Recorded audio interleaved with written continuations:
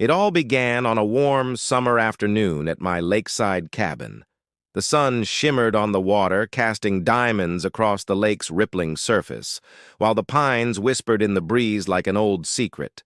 For years, this cabin had been my sanctuary, a place where I could disconnect from the noise of the city and reconnect with the silence of nature. The cabin wasn't grand or luxurious. It was simple, handcrafted from sturdy logs with a wide porch that overlooked the water. It wasn't just a vacation home. It was my retreat, my kingdom, my safe place. That is why the intrusion of Karen, the self-appointed ruler of the nearby homeowners association, was both laughable and infuriating. I had only been at the cabin for 2 days when she appeared. She pulled up in a spotless white SUV, license plate glinting in the sun like a badge of arrogance. The way she slammed the door made it clear. She wasn't here for pleasantries. With oversized sunglasses hiding half her face and a clipboard clutched under her arm like it was the Constitution itself, she marched toward my porch. I didn't know her, but I had heard of her. Stories from neighbors in the village about how she patrolled the area like a guard dog, enforcing rules that seemed to exist only in her imagination. "Excuse me," she barked, before her shoes even touched the porch steps. "What are you doing here?" I blinked, caught between amusement and annoyance. Sitting on my porch?" "This cabin is under the HOA's jurisdiction," she snapped, tapping her clipboard with the self-importance of a general. "You can't just waltz in and make yourself comfortable. Who gave you permission to be here?" I leaned back in my chair, sipped my coffee, and smiled. "I don't need permission. This is my cabin." Her jaw tightened. The way she adjusted her sunglasses told me she didn't like that answer. "That's impossible. I oversee all properties in this region." "You must be trespassing." "The HOA never approved occupancy for this place." I chuckled softly. "That's because the HOA doesn't own this land. I do." Her laugh was sharp and disbelieving, like a crow. "Oh, please. People like you always think they own something just because they sign a piece of paper." "Well, let me educate you. This community is governed by rules and I enforce them. And according to those rules, you can't stay here without HOA clearance." I put down my mug and stood, stretching. My boots thudded on the porch planks as I stepped closer, close enough that she had to tilt her head up to meet my eyes. "Karen, is it? You're barking up the wrong tree. This cabin doesn't fall under your HOA. Not only that..."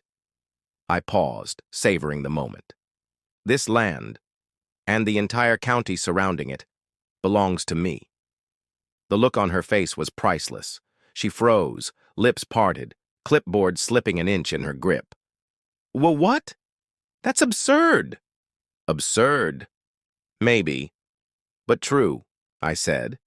"I bought the entire county years ago when the government auctioned off unused municipal land. So, technically, you're standing on my property right now." Karen sputtered. For a moment, I thought she might faint, but instead, she regained her footing and doubled down. "You can't just own a county. That's ridiculous. And even if you did, I don't believe it. I'm calling the sheriff. Let's see what he has to say." The call to 911. She dialed right there on the porch, barking into the phone with her nasal voice, making it sound like I was some kind of deranged squatter threatening public safety. I leaned back against the porch railing, arms crossed, and waited. The sheriff arrived 20 minutes later, his cruiser crunching down the gravel road, lights flashing lazily in the fading sunlight. He stepped out, adjusting his hat, giving me a nod of recognition before turning to Karen, who practically leapt into his arms with her complaint. "Sheriff, thank goodness you're here. This man is trespassing on HOA property, refusing to leave, and..." The sheriff raised his hand. "Karen, slow down. This isn't HOA property." "Yes, it is," she insisted. "I've been overseeing this area for years. Nobody can stay here without clearance." The sheriff gave her a long, tired look, then turned to me. "Afternoon. Sorry about this." I figured Karen would get wound up sooner or later. No problem, I said with a smirk. I tried explaining, but she doesn't listen. Karen stamped her foot. Listen to me, Sheriff. He's lying. He says he owns the whole county. Can you believe that? The sheriff chuckled, shaking his head. Well, believe it, Karen. He's telling the truth. All this land, the cabin, the lake, the woods, even the county offices, it's under his ownership now. Been that way since the state auctioned it off. He pays the taxes, keeps the deeds, and there's nothing the HOA can do about it. Karen's face drained of color. Her mouth opened and closed like a fish gasping on a dock. That's impossible. You mean he's my boss? In a way, the sheriff said. If he wanted, he could shut down the HOA tomorrow. The real power shift. What followed was a meltdown unlike anything I had ever witnessed. Karen shrieked, stomped, argued, and even threatened to sue. But with every word, she made herself look more ridiculous.